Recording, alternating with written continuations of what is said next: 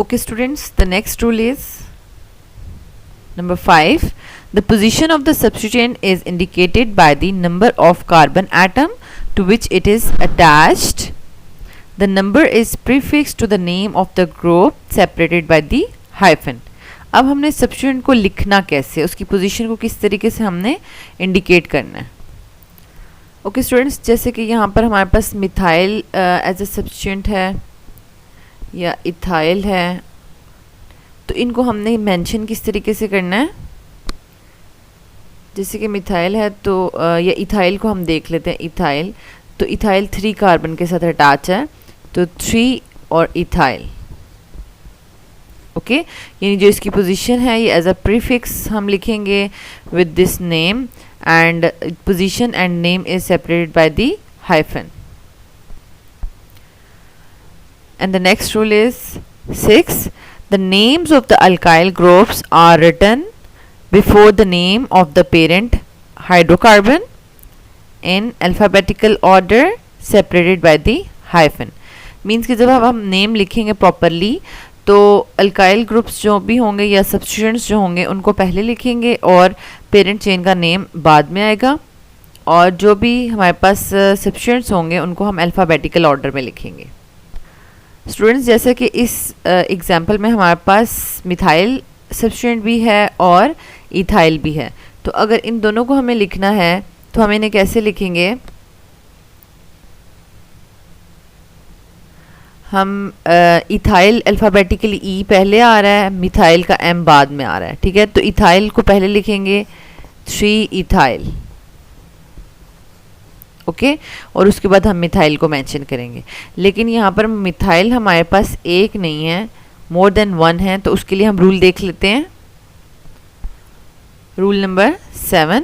If the 2 identical groups are present, their number is indicated by prefixes di, tri, okay, etcetera.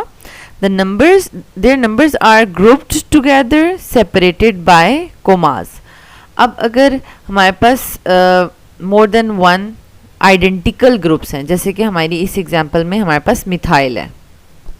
Okay students, तो यहाँ पर हमारे पास methyl group जो हैं वो आइडेंटिकल हैं, तो इनके लिए हमने इस तरीके से इसको मेंशन नहीं करना 2 मिथाइल, 3 मिथाइल, 5 मिथाइल, ऐसे नहीं करना, बल्कि इनके नंबर्स को ग्रुप कर लेना है. ठीक है, यानी 2, 3, 5, ठीक है, ट्राई मिथाइल.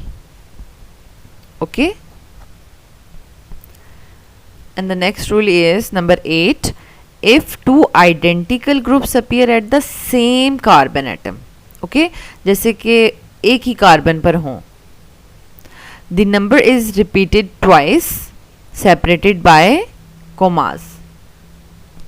ओके स्टूडेंट्स, यहाँ पर इस एग्जाम्पल में तो हमारे पास एक ही कार्बन के ऊपर 2 सेम ग्रुप्स नहीं हैं. इनको ज़रा हम सेम कर लेते हैं. स्टूडेंट्स, अब यहाँ पर एक ही कार्बन के ऊपर हमारे पास सेम जो है वो सब्स्टिट्यूएंट्स अटैच हैं, और इसको हम जो है वो इनका नंबर, इसकी जो पोजीशन है वो 2 टाइम्स लिखेंगे. ठीक है, 3 मिथाइल, 3 डाईमिथाइल. ओके, तो प्रॉपरली हम इसको किस तरह से लिखेंगे, क्योंकि टोटल हमारे पास 4 मिथाइल्स हैं यहाँ पर, तो इसको हम इस तरह से लिखेंगे 2, 3, 5 टेट्रामिथाइल, और फिर पेरेंट चेन का नाम हेक्सेन. ओके, ये इसका प्रॉपर नेम है. ठीक है, इस अल्केन मॉलिक्यूल का प्रॉपर नेम है.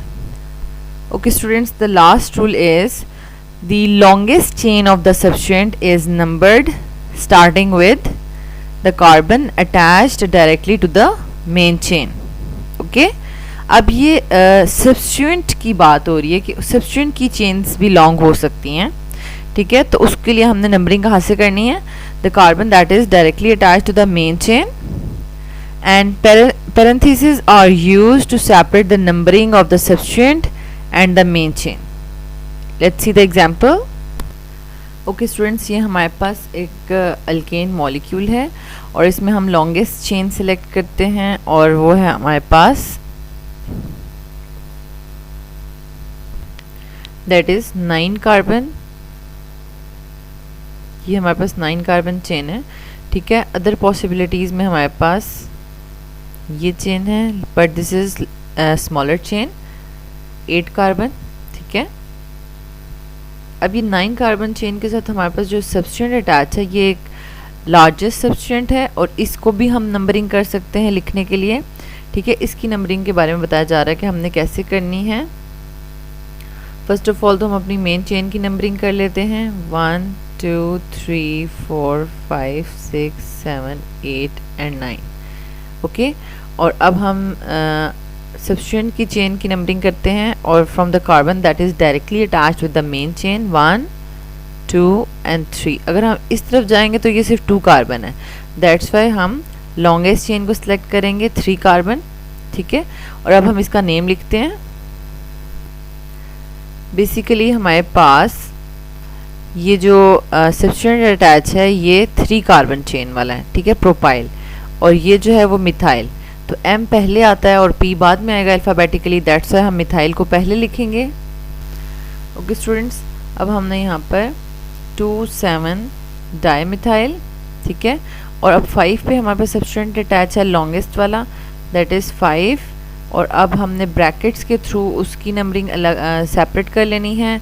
1 पे मिथाइल है, 1 मिथाइल, और ये 3 कार्बन प्रोपाइल, और फिर at the end parent chain name लिखना है, that is नोनेन, 9 carbon, okay students. यहाँ पर ये एग्जांपल सिर्फ आपको इसलिए दी गई है ताकि आपको यहाँ पर पता चल जाए कि हम जो लॉन्गेस्ट सब्सटेंट्स हैं उनको भी नंबरिंग कर सकते हैं, बट मोस्टली इस तरह का ये जो 4 कार्बन या 3 कार्बन या 4 कार्बन हैं तो हम उनका जो है वो कॉमन नेम लिख लेते हैं, और इसका प्रॉपर नेम क्या होगा।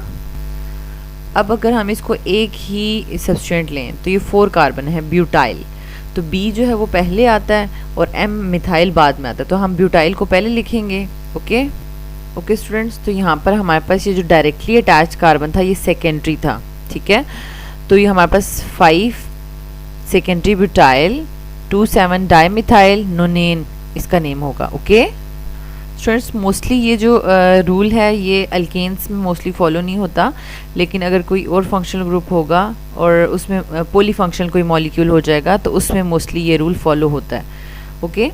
तो आप मेन चेन उस फंक्शनल ग्रुप की सिलेक्ट करते हैं जो हाईएस्ट प्रायोरिटी ऑर्डर पर है, और फिर जो लोएस्ट फंक्शनल ग्रुप वाला है उसको आप अलग से सब्सटेंट की चेन को अलग से नेम कर सकते हैं, ठीक है। इसको हम फर्दर जब डिफरेंट फंक्शनल ग्रुप्स को करेंगे इसको हम डिटेल में कर लेंगे। होप सो कि आपको तमाम रूल्स जो हैं वो समझ आ गए होंगे students. Thank you so much students for watching this video. अगर आपको ये वीडियो अच्छी लगी है तो आप इसको लाइक कर दें, चैनल के बटन को सब्सक्राइब कर दें, और बेल के आइकन को ज़रूर प्रेस कर दें ताकि न्यू आने वाले लेक्चर्स का नोटिफिकेशन आपको मिलता रहे। Thank you so much.